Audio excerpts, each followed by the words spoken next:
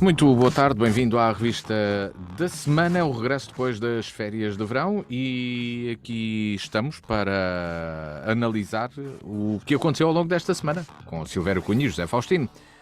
Boa tarde e muito bem-vindos. Espero que o verão tenha corrido como esperavam e que estejam aqui preparados para mais uma temporada.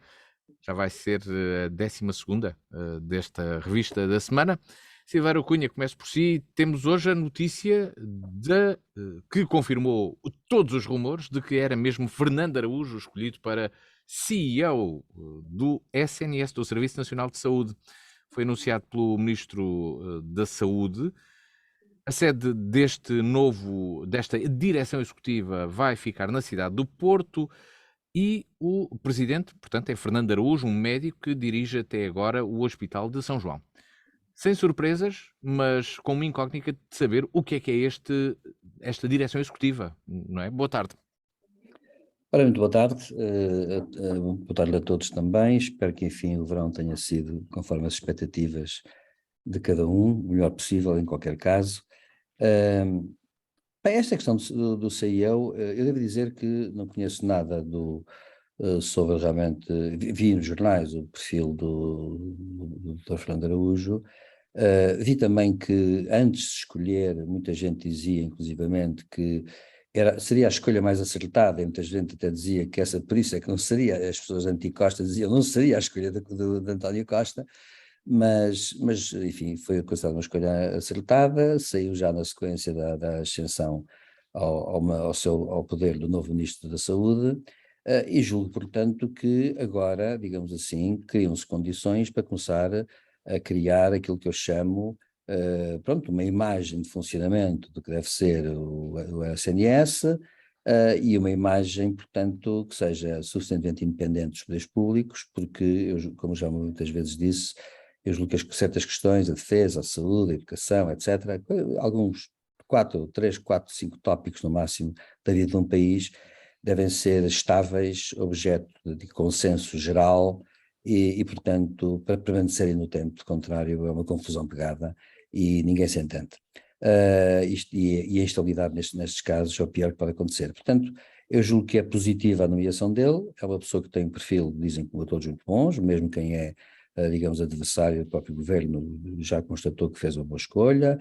A verdade é esta, é que com a exceção do ministro e até o soar que este seria o CEO escolhido, reparou-se claramente que houve um apaziguamento gigantesco das contestações que estava a haver contra a ministra Marta Temido. Portanto, eu penso que, para já, há condições para, nos termos da lei do SNS, que enfim que já foi aprovada pelo Sr. Presidente da República, com alguns reparos, penso eu, mas julgo que há condições para que o novo CEO desempenhe as suas funções cabalmente.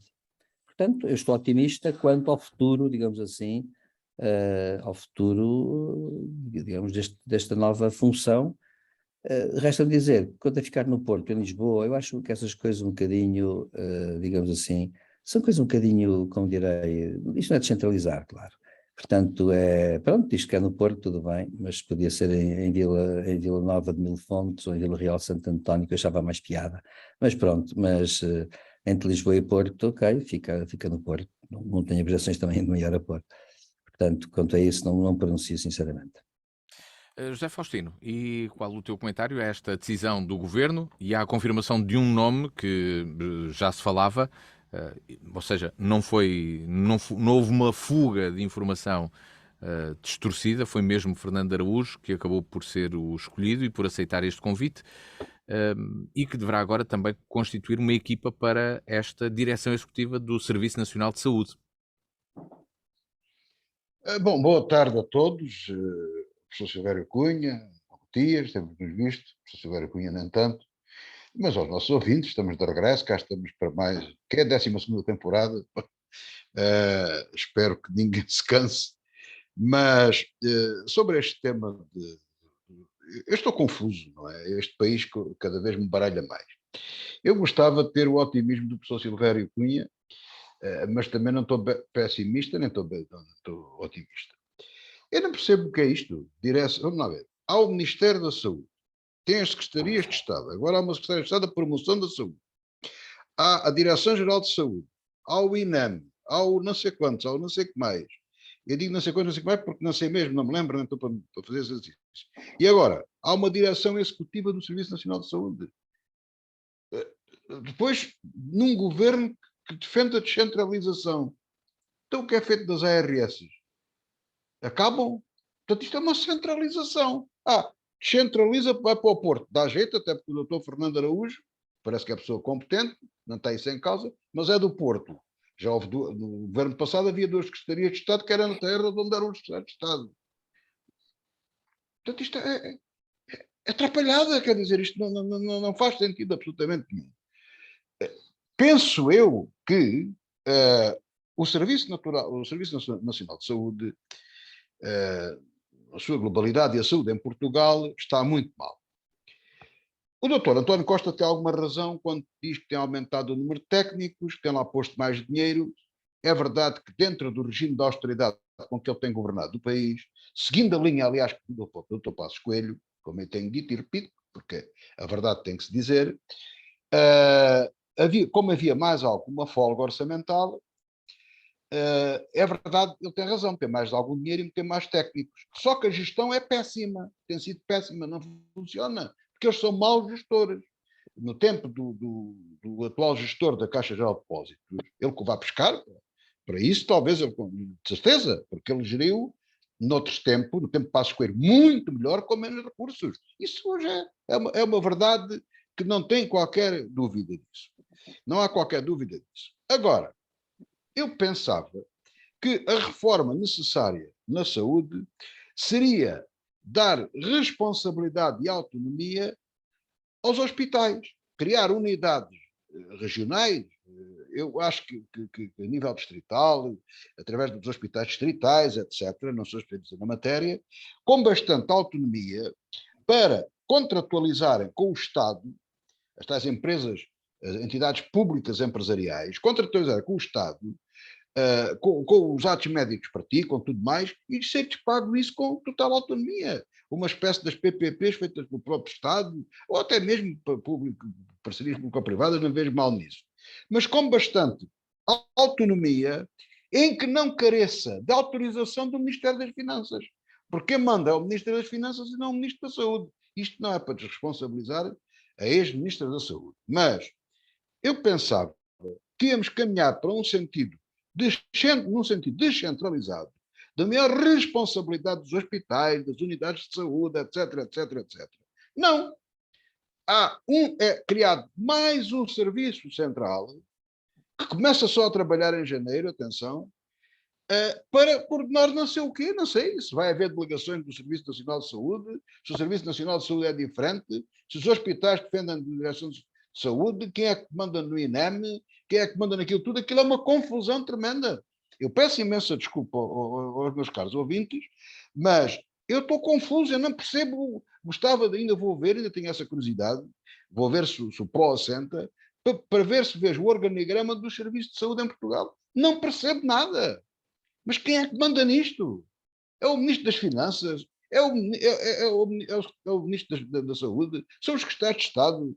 É a Direção-Geral de Saúde? É o INEM? É o não sei o quê, e não sei o que mais? É agora a Direção Executiva do Serviço Nacional de Saúde? Não percebo nada disto. São as direções regionais? Não se percebe. São as direções dos hospitais? Onde estão as entidades públicas empresariais? Como é que isso é? Eu não sei, quer dizer, estou completamente confuso. E não querendo ser pessimista, de facto, não posso ser otimista como o professor Silvério Cunha. Vamos ver? Vamos ver então. Nem sequer posso dar o benefício da dúvida nesta matéria. Isto carece de explicação. E espero que o doutor Fernando Araújo, que foi até falado para ministro e tudo mais, mas não podia ser, porque era crítico do regime na saúde e do próprio primeiro-ministro, que é quem afinal manda nisto tudo. Eu espero, se calhar, que uma das primeiras missões do Dr. Fernando Araújo, até tomar posse efetivamente no dia 1 de janeiro, que possa explicar a todos os portugueses, onde eu estou incluído, como é que isto vai funcionar e como é que funciona. Porque o que é que nós, utentes, nós, simples cidadãos, beneficiamos disto? Vamos ficar à espera dessa comunicação e falaremos sobre ela certamente. Se me doer a perna ou estiver muito aflito, com dor no peito às 2 da manhã, vou onde? Ao banco de urgência ou a algum serviço novo? Quem é que coordena isso? Quem é que manda isso? Como é que funciona? Os centros de saúde mudam? Como é que se... Gostava de saber, carece de explicação. Mais um Bem, responsável. partimos para o segundo tema do programa de hoje, desta revista da semana, e damos um salto para a política internacional, porque houve muitas mudanças na guerra na Ucrânia, não só no tempo durante o verão, naturalmente, em que não tivemos o programa, mas nos dias mais recentes, porque o que se falava já há algum tempo acabou por acontecer. A mobilização de reservistas na Rússia, Putin fez esse anúncio, o ministro da Defesa disse que seriam 300 mil, mas há quem revele que o decreto-lei emitido não se reserva a esses 300 mil pessoas e pode chegar a 1 milhão.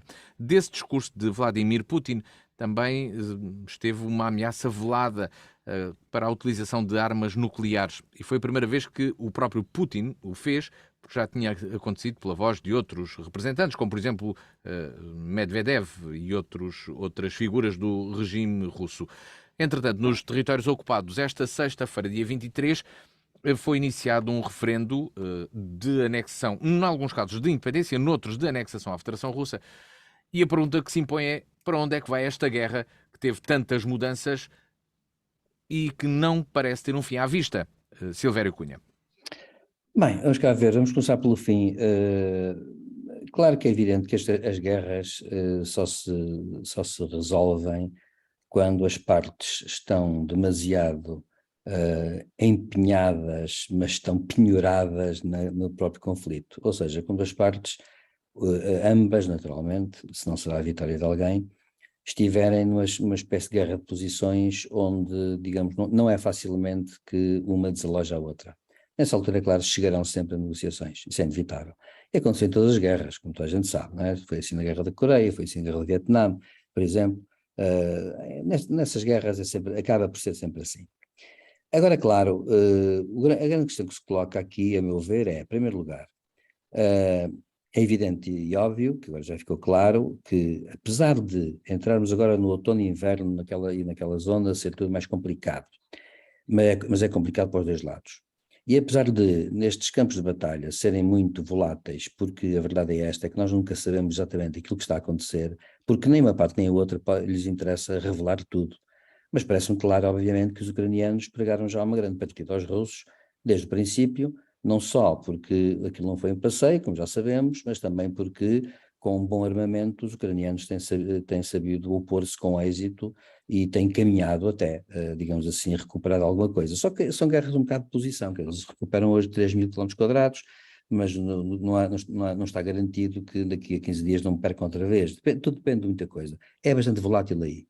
Mas o que importa, no entanto, é dizer uma coisa. Até agora, podemos dizer que neste desafio, a verdade é que a Ucrânia já meteu um zero, digamos assim, está um zero, porque os russos não conseguiram o que queriam, não conseguiram facilmente sequer substituir o que queriam, e neste momento estão mesmo num ponto que é o ponto zero de onde eles partiram. Afinal de contas, era Lugansk e Donetsk, nomeadamente, se fossem regiões onde houvesse pseudo-referendos, para mim são referendos que não têm qualquer base legal e legítima, é evidente que se houvesse tudo isso, nós estaríamos nessa altura sem guerra a discutir isso. Quer dizer, portanto, no fundo os russos estão numa espécie de estaca zero para aquilo que eram os seus objetivos iniciais, é bom lembrar. Ora bom, o que é grave neste caso? Eu por acaso penso que, sob esse ponto de vista, o presidente Biden e outros, eu devo dizer também outra coisa, acho que de todos os estadistas que falaram, e não obstante nós sabermos, digamos que todos eles têm as suas incoerências, eu devo dizer que gostei muito do discurso do presidente Macron, que foi muito claro e que foi muito incisivo e que disse coisas bastante importantes no discurso que fez na ONU. E deu até uma entrevista depois muito longa a um canal francês, onde ele explicitou ainda mais as coisas e ele vê-se que tem uma visão da questão e do problema. Mas não sai deste ponto, que para mim me pareceu claro e que o presidente Biden formulou de uma forma muito, digamos, forte.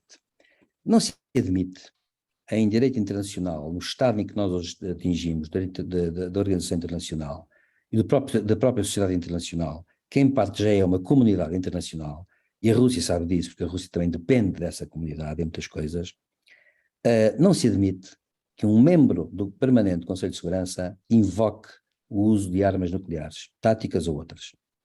Não se admite. É uma questão, digamos, ético-política que, na verdade, Putin, ao dizer o que disse, a meu ver, deu um mau sinal, não só pelo tom de ameaça, mas também porque mostra que é desespero. A meu ver, são as duas coisas. Por um lado, é uma pessoa que está a ameaçar com argumentos que sabe que não pode usar, que os seus antecessores nunca usaram, nem nos bons tempos da Guerra Fria, eu digo bons tempos ironicamente, bem entendido, parece nessa altura era melhor, nem nos bons tempos da Guerra Fria, qualquer líder soviético andou a dizer coisas destas. Portanto, Putin, na verdade, está pior que nunca, e para mim isto também revela algum desespero e alguma perda, digamos, de pé. Como se vê, aliás, também, apesar das garantias do regime, dizer que, sei lá, os estudantes universitários não serão convocados, a verdade é que toda a gente está a fugir, são milhares de pessoas, de jovens, que estão a fugir, de homens, e a verdade é esta, é que mostra que há, de facto, já uma certa falta de consenso no próprio sistema social.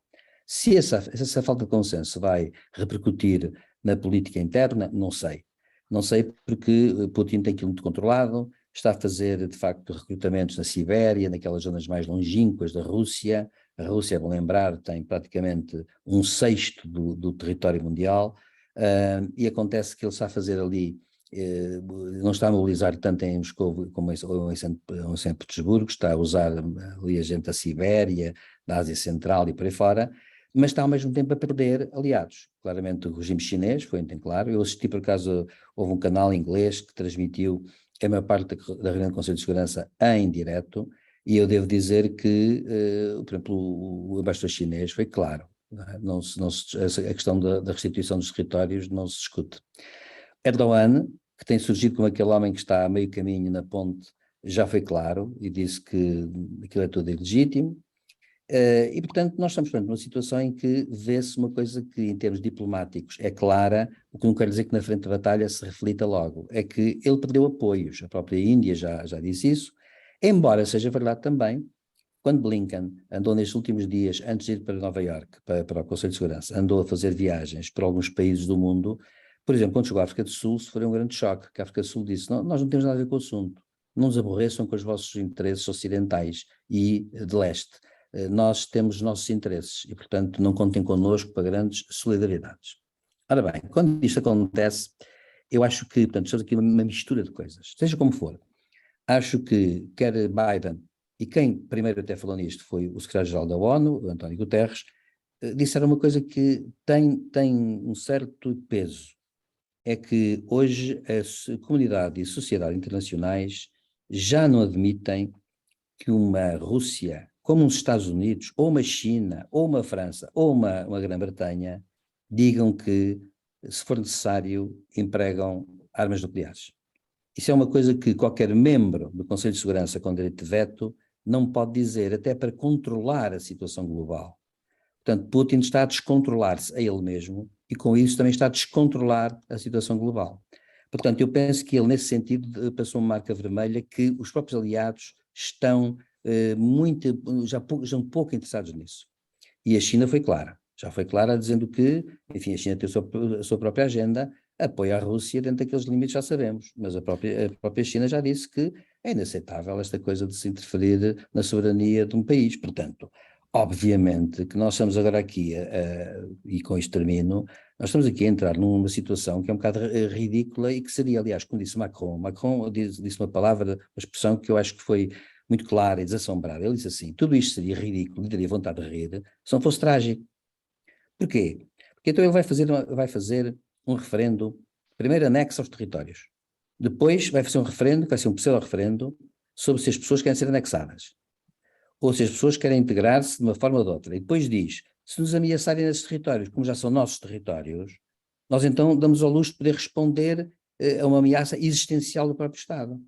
Ora, isto é uma falcatrua, é uma fraude, é um cinismo e um raciocínio tão incrivelmente enviesado, a gente vê isto, não há ninguém no mundo que não veja isto, só Putin é que é capaz de não estar a ver, ou as pessoas que o rodeiam. Portanto, eu penso que a situação, esta atitude dele, é uma atitude muito perigosa por uma razão, porque, como eu digo, revela que ele não se enxerga, Segundo, que não tem sentido crítico, portanto. Segundo, que ele, na verdade, está um bocado também desesperado. Porquê? Porque os ucranianos têm tocado pontos centrais do plano estratégico e eu vou agora arriscar, terminando o seguinte, desta forma. Se ele vai pôr reservistas, que são pessoas que não pegam em armas há anos, cujo treino não vai ser fácil com armas novas, não vai ser fácil de fazer em pouco tempo. Se ele pega nessas pessoas e as manda para a Ucrânia, vai ser uma carnificina, porque atenção, eu aqui por acaso acho que o povo russo já está também a pagar uma fatura muito pesada ao regime de Putin que o domina. E portanto os ucranianos são os primeiros que são as vítimas, claro, porque Putin já perdeu qualquer escrúpulo e está a escaquear tudo, não é? Mas a verdade é esta, é que os próprios reservistas podem ser um ato até impensado do ponto de vista militar. Ora, toda a gente sabe que hoje um líder militar, que é Putin no fundo é que é o general em chefe daquilo tudo, um líder militar, um general qualquer, nunca põe em causa a vida dos seus homens, quando sabe que a situação é desesperada. Portanto, se ele julga que ao pôr lá 300 mil reservistas resolve o problema, ou 100 mil, arrisca-se que os ucranianos limpem aquilo tudo e acabem com aquilo tudo no instante. E nessa altura o que é que ele faz? Vai lá pôr mais 300 mil? Quer dizer, é uma carnificina. E isto é uma coisa que é preocupante, porque então é o que eu digo, isto, objetivamente, eu não sou militar, nem estratega, nem nada. Mas eu estou convencido, eu pensava duas vezes e dizia assim, isto não tem pés nem cabeça, isto é desespero. Quer dizer, uma pessoa só faz isto se estiver fora da racionalidade, que é o que eu acho que está a acontecer com o regime de Putin e com ele em primeiro lugar. José Faustino, que análise faz estas decisões de Vladimir Putin, da mobilização de reservistas e também das ameaças que deixou? Vamos ver uma coisa. Putin tem há uma série de anos enganado o Ocidente. O Ocidente não tem querido sair da sua zona de conforto, do fofinho, do bom tempo, tudo bom, das bolachinhas, do leitinho quentinho, tudo bom. Mas não tem nada contra as bolachas e leite quente. Não, e o Putin, nós posso é comer, mas o Putin o Putin tem beneficiado disso e digamos que o Ocidente se tem acobardado perante Putin. Há vários autores a debruçarem sobre essa matéria, a explicar, muito melhor do que eu serei capaz de o fazer, mas de facto Putin convenceu-se, eu estou convencido disso, que ele estava convencido que estava à frente de uma grande potência. Não está. Aquilo é muito grande em área, eu sempre aqui disse no programa, aquilo é um bluff, aquilo não tem qualquer ponta a ponto se lhe pegue, desde que nunca se sabe, eu tenho dúvidas que as armas nucleares estratégicas funcionem, as táticas talvez funcionem, tenho dúvidas que aquilo tudo funciona, aquilo não é nada de tiros de precisão, não é coisa nenhuma, portanto aquilo é material obsoleto, é gente sem treino, tirando meia dúzia de assassinos tarados, como é aqueles dos Wagners e os outros, os chechenos, que é para a fotografia e tudo mais, tudo aquilo é um fracasso total. E agora o que é que se verificou? Verificou-se que perante um bocadinho de realidade, ou seja, quando finalmente fizeram a vontade, ou foi possível satisfazerem a vontade Zelensky, que lhe começaram a entregar as armas que ele necessitava, porque foi um erro do Ocidente. O Ocidente treinou o exército ucraniano, mas não o suficiente como devia ter treinado. Devia ter dado melhor, devia ter puxado melhor o exército ucraniano com bons treinos e bom equipamento. Equipamento ao nível que tem o Ocidente. E não com coisas obsoletas lá da União Soviética e daquelas coisas que eles para lá tinham. E agora o exército ucraniano, com o treino que já tinham vindo a receber desde 2014, com um treino que foi agora reforçado, com um bom serviço de informação, um bom serviço de referenciações, de questões estratégicas, tudo mais, que os aliados têm ajudado, conseguiu começar a recuperar terras à área a Putin. Isso é que é. O Zelensky veio falar, não sei quantos mil quilómetros quadrados, é de facto muitos quilómetros. Ora bem, vira-se o feitiço contra o feiticeiro. Portanto, Putin tinha perdido em Kiev, teve que retirar e concentrou forças no Donbass e, sobretudo, onde capitaliza e onde ele tem uma vitória é no sul. Conquistou territórios que não pertenciam, não estavam sob ameaça. E aí é o ponto dele, vamos assim dizer, foi, nesta guerra, o exército invasor. Ora, tenho ouvido, quem sabe, que pelo menos para conquistar terreno e para invadir, o exército invasor tem que ter 3 soldados para 1 que defende. Ora, esse é o problema. Portanto, o Putin vem reconhecer, em termos militares, estratégicos, que está a perder e que necessita de ter homens no terreno para aguentar a ofensiva. Portanto, aqueles que ele lá tem não são suficientes. Ele esgotou o melhor que tem do exército russo. E agora é com reservistas, chama-se normalmente na gíria carne para canhão, que vão ser postos no terreno, que ele não vai arranjar 300 nem de perto nem de longe, e muito menos treinados e tudo isso, como o professor Silvério Cunha já explicou aí bem, e portanto ele vai ter a esperança que quanto mais pessoas puser, mais obriga a um reforço de soldados da parte da Ucrânia e mais difícil, portanto, a reconquista ucraniana. E essa é a grande incógnita desta guerra, digamos assim. Em relação às armas nucleares, eu estou de acordo com o professor Silvério Cunha. Isto da ONU, falaremos mais à frente. Já há muito tempo que havia muitas reservas sobre tudo isto. Cada vez há mais. É inadmissível, perfeitamente inaceitável para qualquer país democrático do mundo ter no Conselho de Segurança um país com direito a veto que invade outro, que ameaça os outros com armas nucleares. E o professor Silvério Cunha disse, não, atenção, até hoje foram os únicos que ameaçaram com armas nucleares. Ninguém fez ameaças dessas. Ninguém. Nem os israelitas, nem os americanos, ninguém. Nem a Índia, nem o Paquistão, ninguém fez ameaças com armas nucleares. Apenas dizem que as têm. E toda a gente sabe que as têm. Quem ameaça é o senhor Putin. E ameaça em desespero de causa. Porque a ameaça dele, certamente, como ele não está em guerra com os Estados Unidos, não quer fazer uma declaração, não vai mandar mísseis intercontinentais para os Estados Unidos ou para a Europa ou para outro lado qualquer. Ele faz crer que está em guerra com a NATO, mas não está. Porque se estiver em guerra com a NATO já tinha perdido, não tinha hipótese absolutamente nenhuma.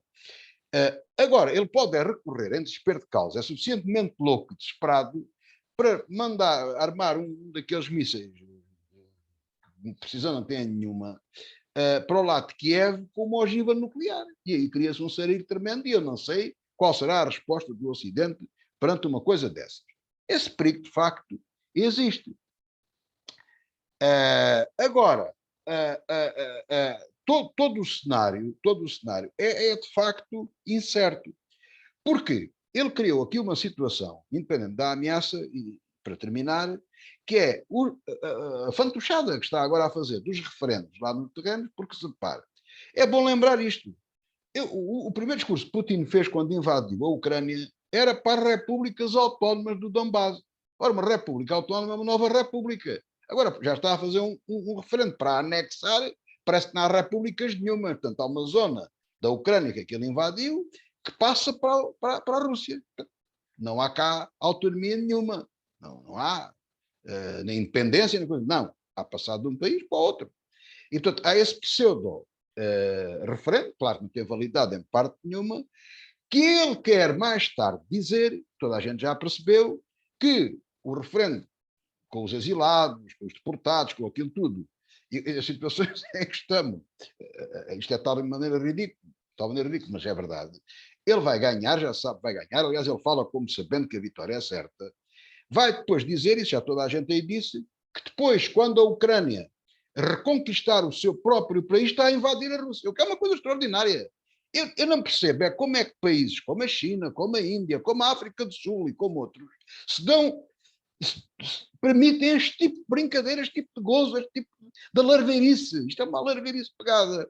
É incrível como é que nações do mundo permitem este tipo de situações. É certo que a China e a Índia, e tudo ultimamente, que estavam ali, enfim, a agradar-lhe mais o senhor Putin do que o Ocidente, mas os negócios com o Ocidente, e o Ocidente é que tem os que eles precisam. E, portanto, andavam ali entre as 10 e as 11, situação diversa do homem da Turquia, é diferente. E agora não vou falar sequer sobre isso. Mas o que acontece é que isto chegou a um escalabro de tal ordem que até os chineses têm que se começar a demarcar disto, os indianos e essa gente toda. Portanto, Putin corre o risco de qualquer dia ficar completamente sozinho. Não tem hipótese nem que ele dê ao petróleo, dê aquilo que dê. Porque isto entrou num ponto, num descalabro de tal ordem, que na realidade não tem ponta por onde se lhe pegue. Agora, está aqui um problema complicado e difícil de desatar. Porque se ele anexa um país sem declarar guerra, faz um referendo e diz que aquilo que é dele, a Ucrânia legitimamente diz, não, nós só negociamos quando queremos o que é nosso, incluindo a Crimeia. E tudo aquilo que eu até próprio aceitei como natural, e como muita gente, da recuperação da Crimeia para a Rússia, eu hoje acho que não é natural. A Crimeia tem que voltar para a Ucrânia.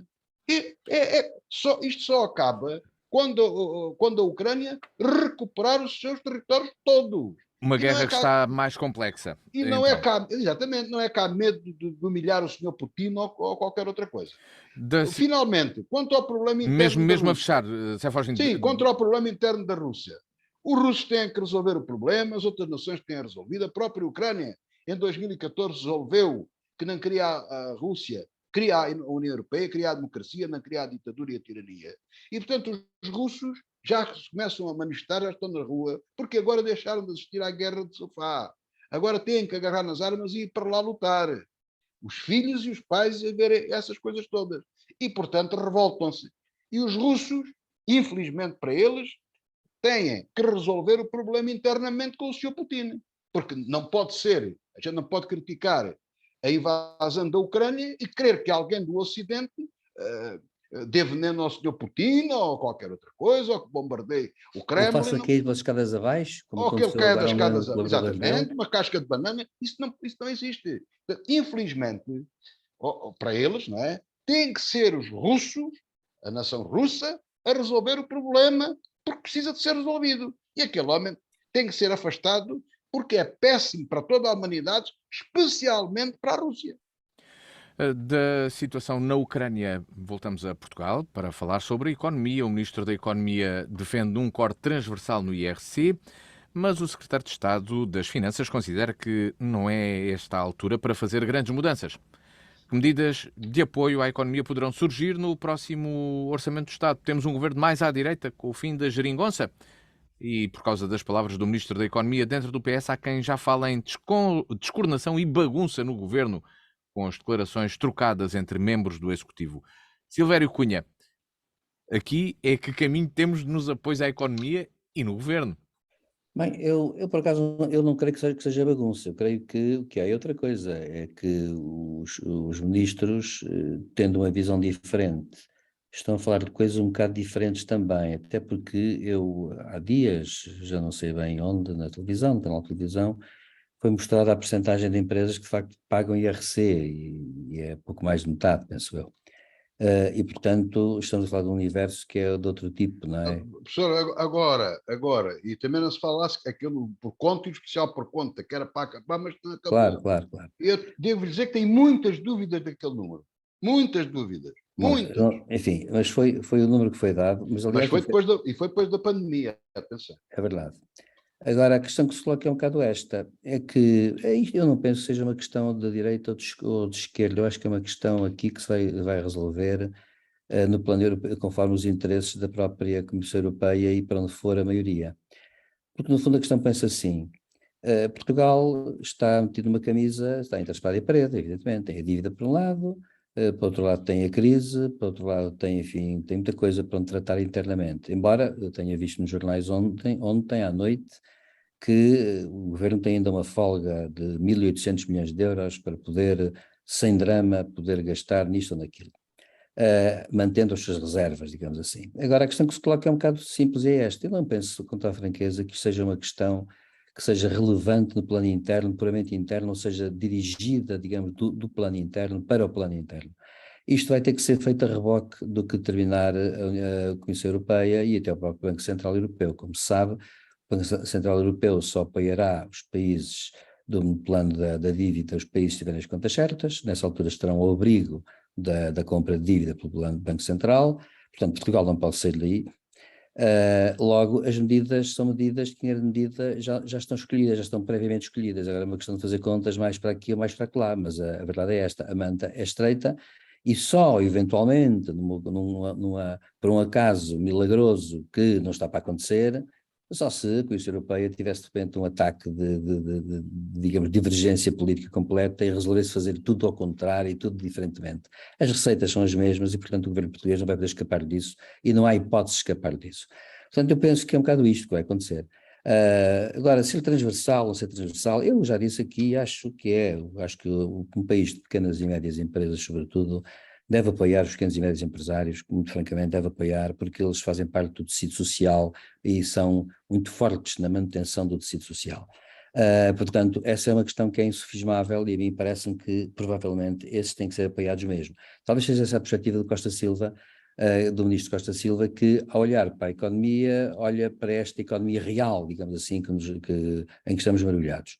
Já o Ministro das Finanças, porque no fundo o Secretário de Estado dos Assuntos Fiscais fala pelo Ministro das Finanças, tem outra perspectiva, porque tem uma perspectiva macro de apresentar as contas muito certas, de apresentar tudo tintim por tintim, de ter a proteção europeia, de conseguir influenciar ou não influenciar o Conselho Europeu e, portanto, aí o governo português está preso pelo pé, pela mão, pela cabeça, pelas orelhas e pela ponta do nariz. Portanto, a meu ver, não há hipótese nenhuma de poder escapar disso.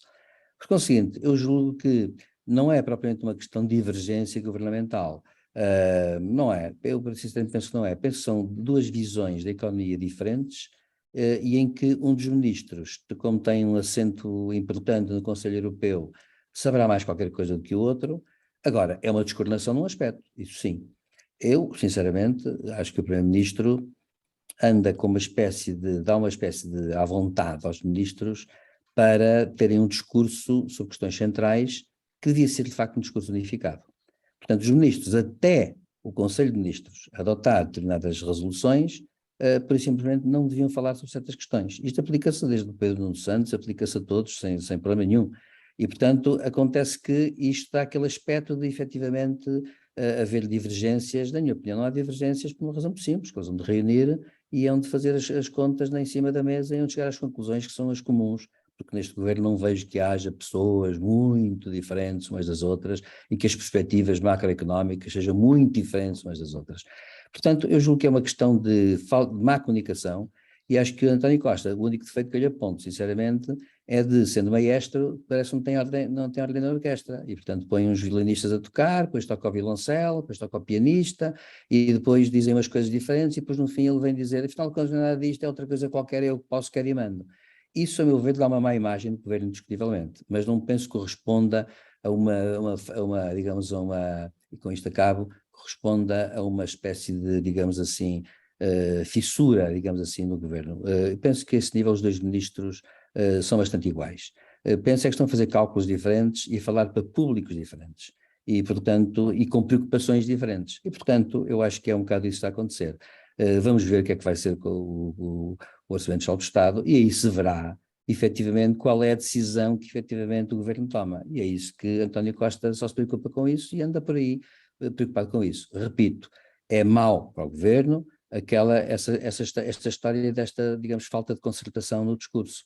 Quando não há concertação no discurso, ficamos sempre com uma impressão errada e uma impressão de que há qualquer coisa que não funciona bem. É essa a ideia que eu tenho, mas não julgo que responda a uma realidade muito substantiva. Há algo que não está a funcionar bem, então, José Faustino, e esta posição do Ministro da Economia é diferente da que se poderia esperar deste governo? Vamos lá ver. O ponto aqui é este. O Partido Socialista e António Costa têm dificuldade em recrutar gente competente. É uma dificuldade. Também não é só do Partido Socialista. Quer dizer que, como outro, ninguém quer ir para político. As pessoas não querem ser políticas. As pessoas capazes não querem ser políticos. E, de facto, o Primeiro-Ministro António Costa teve uma borregada de sorte, como costuma dizer, em convencer António Costa da Silva, um gestor experiente nos petróleos e tudo isso, um homem que tem ideias sobre as coisas, concordo só não com elas, já aqui disse isso várias vezes, eu não concordo totalmente com ele, e que de facto é um homem competente e que sabe aquilo que quer. Convidou-o para ministro e teve outra borregada de sorte que ele aceitou. E se compararmos aquilo que ele tem dito, está muito em sintonia com aquilo que diz a Europa. Reparem, quem está fora da sintonia é o Ministro das Finanças e o António Costa, o Primeiro-Ministro. Portanto, ele tem sido assertivo naquilo que disse. Ele foi o primeiro a falar no imposto extraordinário sobre as petrolíferas e aqueles que comem mais do mel oportunisticamente na altura em que não o deviam fazer, e bem, que isso não tem nada a ver com o liberalismo nem com coisa nenhuma, isso tem a ver com oportunismo e ganância, e isso não é louvável. A Europa está a falar nisso, mas António Costa da Silva foi a primeira pessoa que ouvimos a falar nisso. É lapso? Não, não é lapso. Ele está a dizer aquilo que pensa e assertivamente. Um corte transversal, quer dizer, a toda a gente descer de uma forma universal as taxas de IRC, certíssimo, mais que certíssimo, está correto. Claro, o outro não quer. Há uma grande diferença, professor Silvério Cunha, entre este homem e o Ministro das Finanças. É como do Sol para a Lua. Não tem Não vou nada a tão ver longe. com... Não Não vou tem tão nada a longe. ver um com o outro. O Medina com o doutor António... Não, mas isso é nem de perto nem de longe.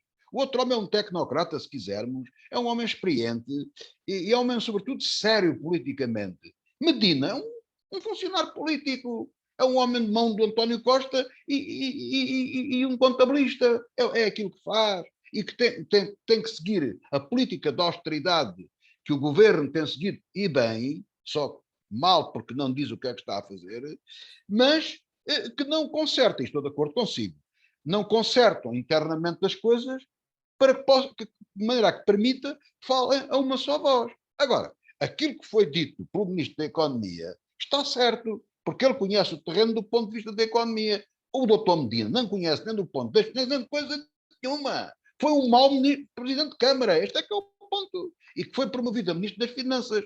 E, portanto, aqui se alguém tem razão é o Ministro da Economia. Infelizmente, é claro que não é ele que leva o barco a bom porto.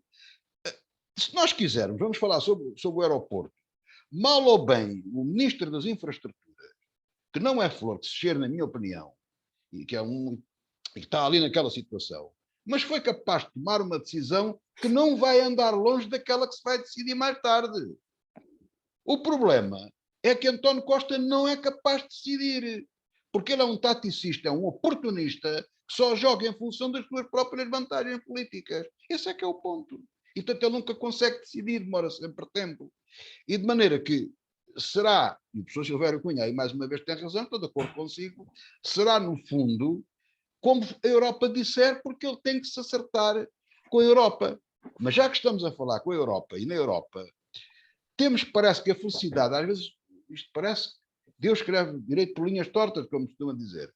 Felizmente temos à frente da Comissão Europeia a senhora Ursula von der Leyen, que se tem mostrado e revelado uma estadista, uma política de primeira água, que dá 10-0 a qualquer dos outros, incluindo o Macron, mas de longe. Felizmente temos tido essa sorte, vamos ver se a conseguimos manter. E se calhar não é capaz de haver algum bom senso naquela União Europeia para pôr tato nesta gente desgovernada nestes países. Portanto, este é que é o ponto, porque nós tivemos a pandemia, foi preciso atuar. Repare-se que a atuação ainda não chegou. E já andamos sem máscara, já andamos todos contentes a pensar que a pandemia já abalou. Mas as medidas do tal PRP ou PPRP ou não sei o quê ainda não vieram. O plano de resiliência ainda não apareceu nada, não se sabe. E quando se sabe é atrapalhada. Agora temos o problema da inflação que já existia antes da guerra,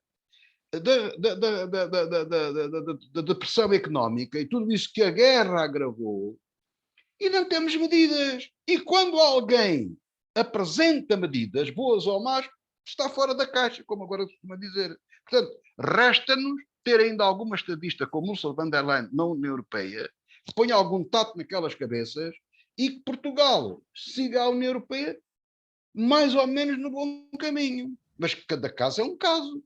Portugal tem coisas próprias, como bem vimos com a questão da energia, Portugal e Espanha e tudo isso, que nem sempre são convergentes, mas noutros são, e todas essas coisas, e os interesses de Portugal e de Espanha, e da França, de todas essas coisas. É bom estarmos atentos a isso. Mas, infelizmente, é mais uma vez como a Europa, porque tem o dinheiro e porque vai pagar, é como a Europa decidir que for.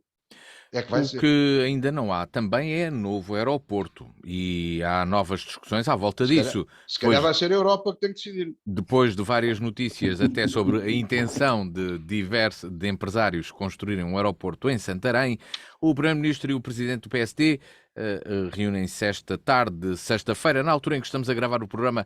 Essa reunião ainda não aconteceu, vamos falar dessa possibilidade, e a intenção é que possam discutir a metodologia sobre o futuro aeroporto para a região de Lisboa.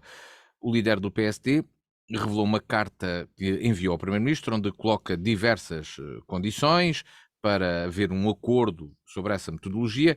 Uma delas está sobre a realização imediata de uma avaliação ambiental estratégica sobre o Montijo, Alcochete e qualquer outra que o governo ou estrutura encarregue de fazer esse aeroporto, decidam, fundamentada e tecnicamente.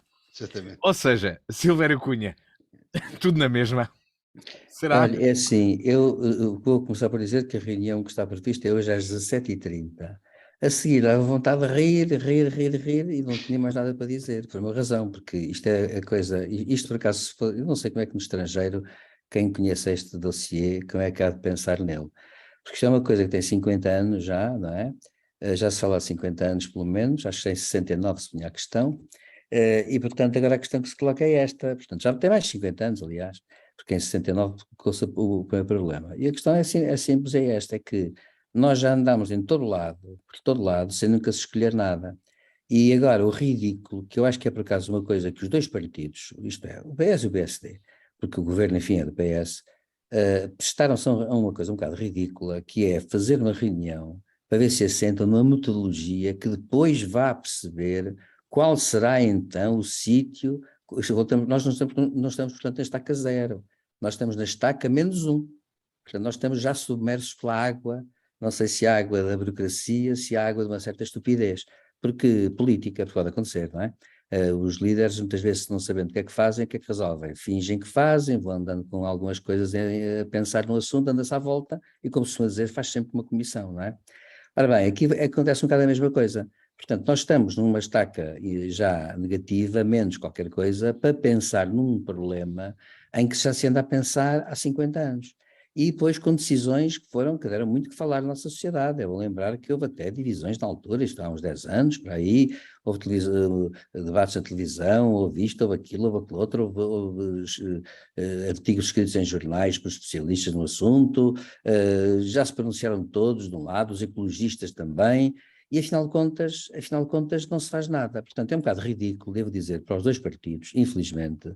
Acho bem que os dois partidos consultem todos para já, e acho bem que os partidos se entendam quanto a isso, mas a questão é esta.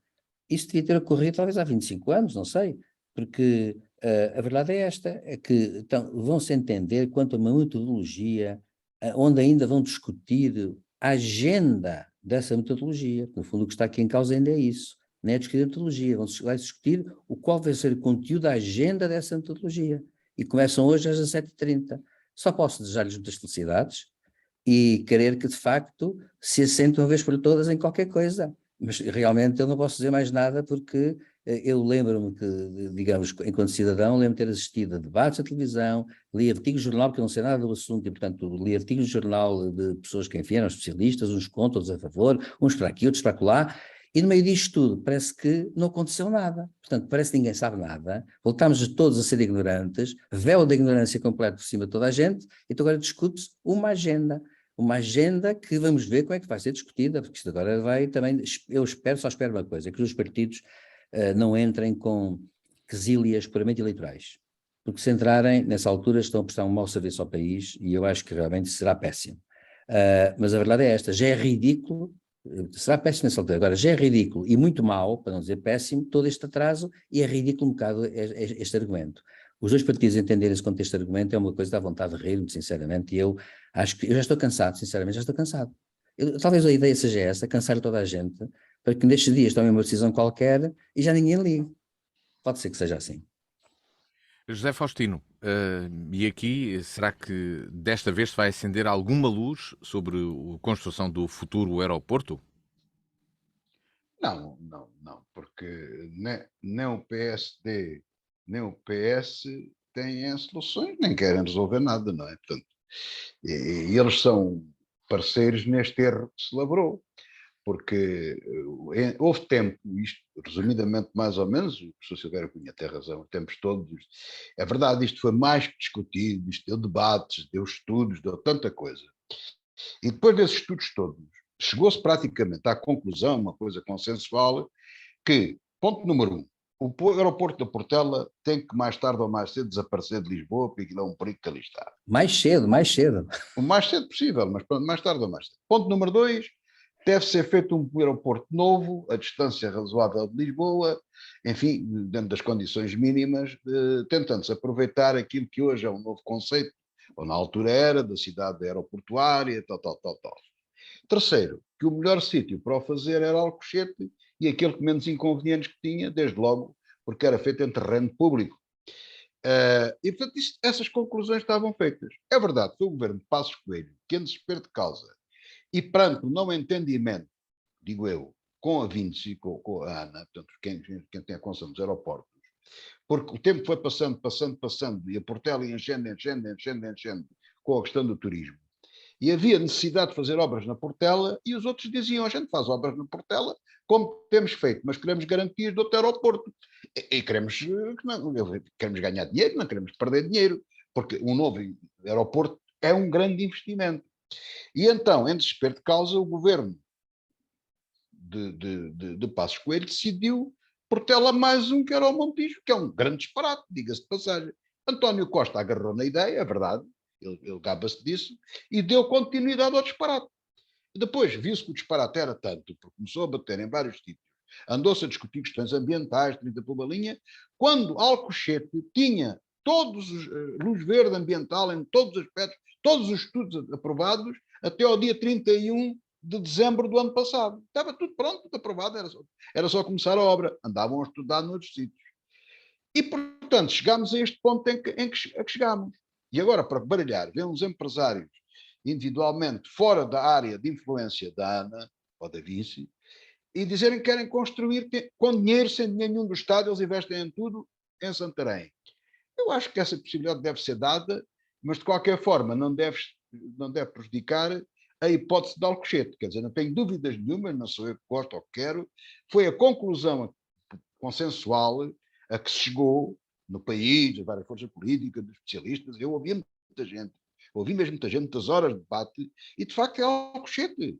E a solução que Pedro Nuno Santos apresenta eu não tenho muita simpatia por aquele ministro que teve de dizer, ele foi uma solução de desarrasca. Não, a solução vai ser Alcochete mais Montijo. Vamos começando a fazer obras no Montijo, começamos a construir em Alcochete, na perspectiva mais tarde de termos o grande aeroporto internacional em Alcochete. É mais uma forma de tentar empurrar com a barriga para a frente.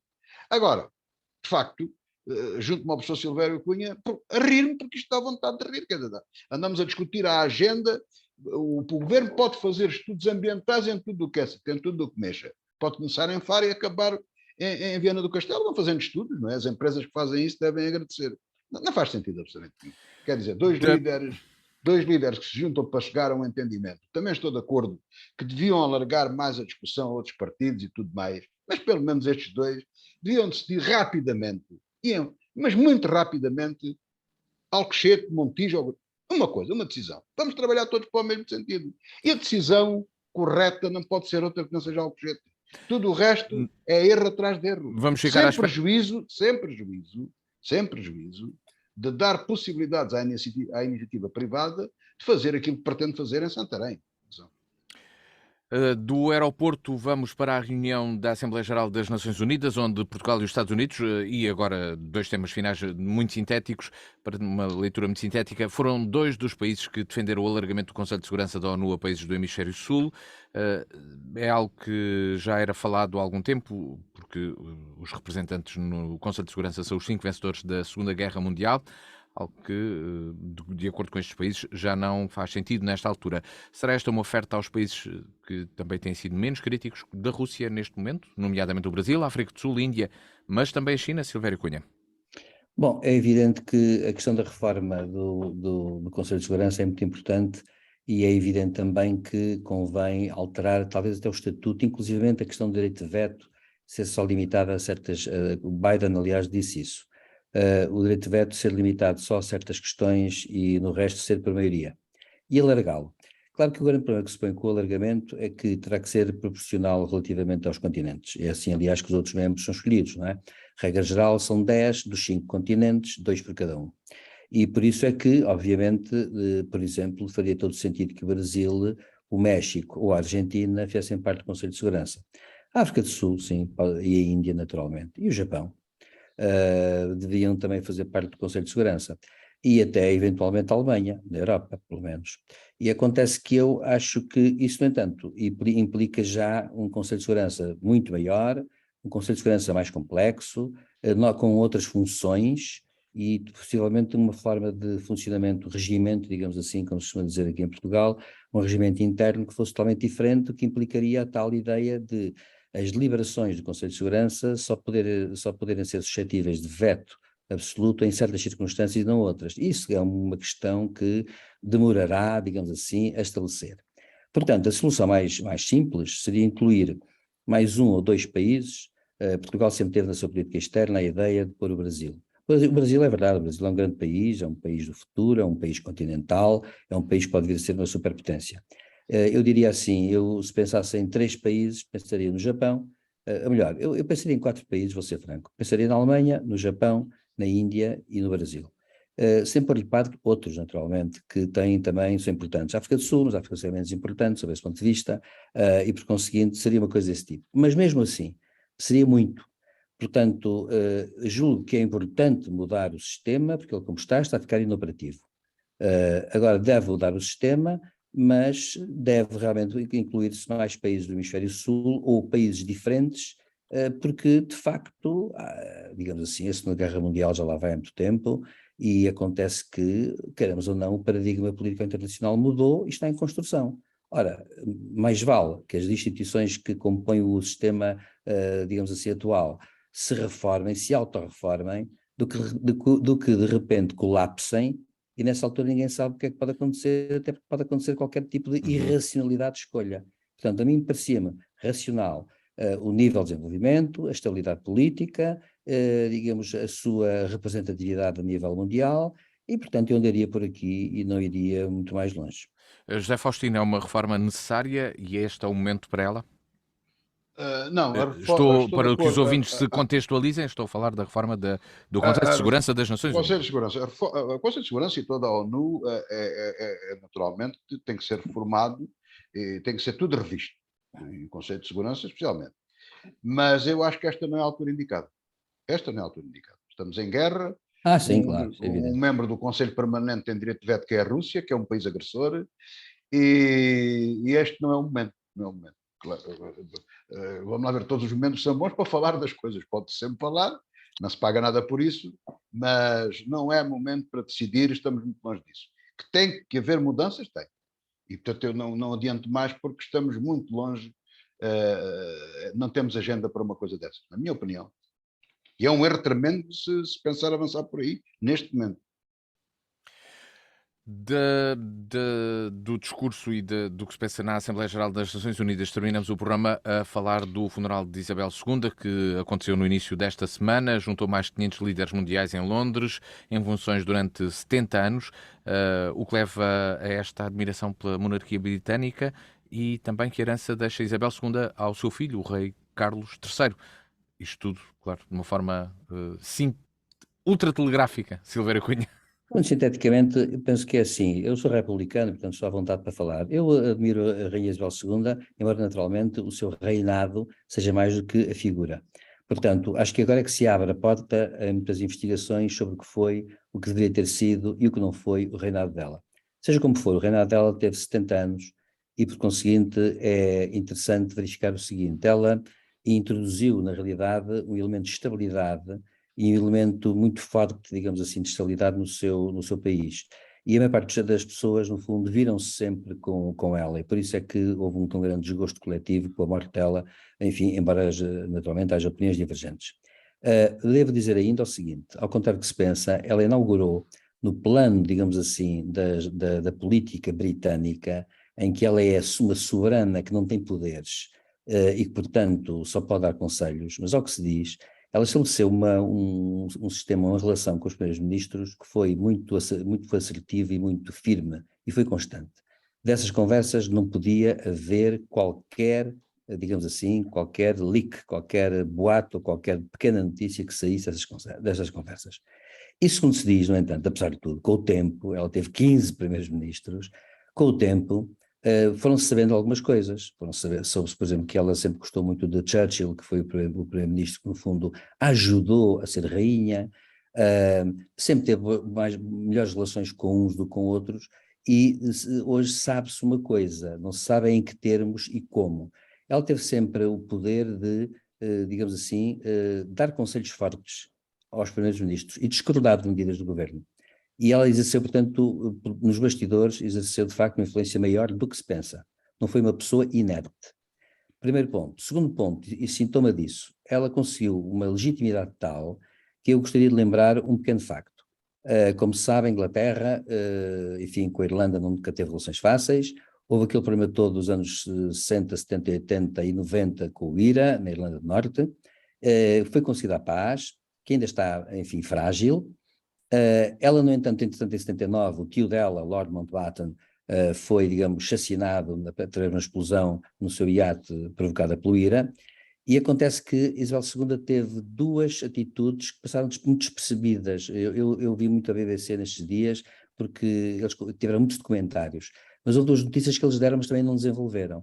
Isabel II, em primeiro lugar, foi uma pessoa que foi a primeira monarca que se deslocou à Irlanda e perante digamos, o mausoléu dos resistentes que foram fuzilados sem julgamento e garantia de julgamento em 1916, na Páscoa de 1916, Páscoa Sangrenta, como ficou conhecida, em que os ingleses destruíram quase Dublin toda e mataram sangue frio, digamos, muita gente e fuzilaram sem garantias nenhumas uma data de dirigentes.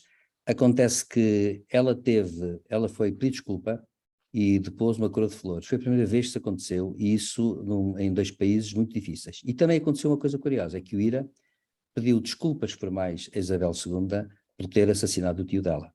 Ora, uma pessoa que consegue essa atitude, digamos assim, consegue ter uma atitude dessas, conseguiu que do outro lado houvesse essa atitude, mostra que é uma pessoa que se fez respeitar até pelo seu maior inimigo, porque o IRA quis assassiná-la, num dado momento. E, portanto, ela mostrou isso. E acho que, como, digamos, dirigente, ela conseguiu, de facto, isso. Agora, também, para terminar, diria que a morte dela e a ascensão agora do filho é também o fim de uma ideia de Império Britânico que já não existia, mas que, na verdade, é um bocado o fim disso, o fim dessa era. Até porque agora o novo rei vai ter que tomar atitudes totalmente diferentes e até porque tem um problema, como atinge digamos, a idade de 73 anos sendo rei, ele tem todo um historial atrás de opiniões políticas que ele exprimiu, até muito ecologista e tudo isso e tal.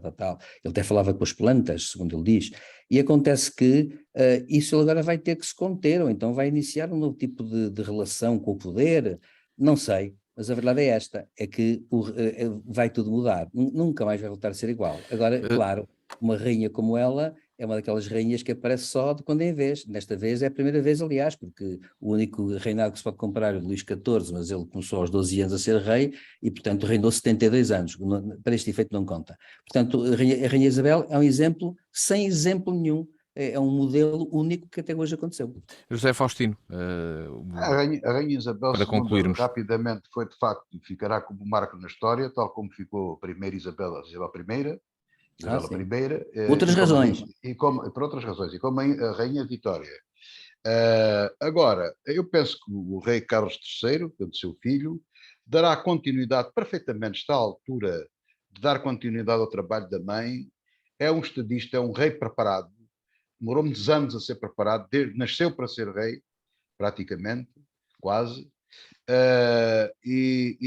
portanto ele vai estar à altura, vai prescindir das opiniões que tinham, o que é bom também para perceber que os reis também têm opiniões, portanto vai desempenhar aquilo que o professor Silvério Cunha explicou e muito bem, e que rebate contradiz tudo aquilo que se pensa que o rei é um verbo de encher. Não é por acaso que o rei tem uma famosa pasta vermelha, onde todos os assuntos de Estado são entregues previamente e todas as semanas, como na República Portuguesa, o primeiro-ministro debate com o rei, agora com o rei, cai com o presidente da República. Portanto... tem direito a saber todos os segredos de Estado. Tudo. E com certeza que lhe diz, olha, vá por aqui ou vá por ali, olha, não concordo com isso, acho isso bem. Portanto, tem o poder de influência, o verdadeiro poder de influência. Portanto, o rei, nem a rainha Isabel II, nem o rei Carlos III serão comentadores políticos como é o nosso presidente. Isso é outra coisa. Mas isso é próprio da República, não é? E eu sou insuspeito porque sou republicano, mas tenho um grande respeito pela monarquia e especialmente por aquilo que a monarquia tem de mais válido, que é o símbolo e a unidade nacional, que, apesar de tudo, o Império perdeu-se, mas aquela unidade e aquele respeito, como vimos por ocasião do funeral, ele continua a existir. Eu tenho pena, como republicano, que isso não exista na República. Permita-me, posso ainda dizer uma coisa só, breve? Temos de terminar então, sim. É só para dizer uma coisa que vai no Diga, ela também, a rainha Isabel II, beneficiou também do facto de ter tido um pai que ascendeu a rei em condições difíceis e que não estava preparado e que se preparou. E ele preparou-se para isso. E acontece que teve que se preparar ao mesmo tempo que era rei. E deve dizer-se uma coisa, vi muitos ingleses na rua lembrarem sempre uma coisa em que a maioria já não assistiu. É que, embora com muitas críticas, quando houve o Blitz sobre Londres, o governo britânico, o Churchill quis pôr a família real no Canadá, e o rei disse não saía de Buckingham, que foi bombardeada, e acontece que quando durante a noite havia aqueles bombardeamentos e incêndios, o Churchill, o rei e a rainha iam para a rua, estavam no meio da multidão, e estavam ali também, digamos assim, como que a ver o que é que os bombeiros faziam e a apoiar moralmente. Isso legitimou imenso o rei Jorge VI e acho que isso passou também um bocado para a rainha, a ideia do dever e de estar sempre junto com alguém, com o povo que ela achava que representava soberanamente, não é? É isso, mais ou menos. Mas isso eu acho que vai ser uma surpresa para aqueles mais críticos e para certas parvoíces que se ouviram agora aí, porque não passa disso, por esta ocasião da morte da rainha. Estou convencido que o rei Carlos III, dentro do contexto que vivemos, que não é fácil, não tem um reinado fácil, mas que se vai sair bem, quer dizer, não tenho dúvidas absolutamente nenhuma que é um homem que está preparado para exercer aquelas funções. Não tenho dúvidas absolutamente nenhuma. E só para pôr as coisas em pratos limpos, como costuma dizer, como alguns comentadores que por aí aparecem, muito, muito mais preparado atualmente do que o filho. Portanto, as abdicações, essas tolerias todas que disseram, que os reis ingleses em princípio não abdicam, isso foi bem explicado, mas continuavam a insistir. Isto não é uma questão de simpatia. São coisas sérias, muito importantes, e para os ingleses a monarquia é uma coisa muito simbólica e muito importante.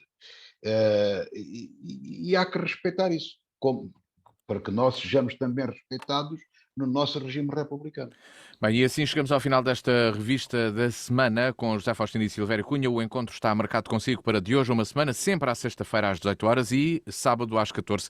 Pode também aceder à versão podcast no site de nfm.com, tal como na versão de vídeo. Boa tarde e bom fim de semana. Boa tarde.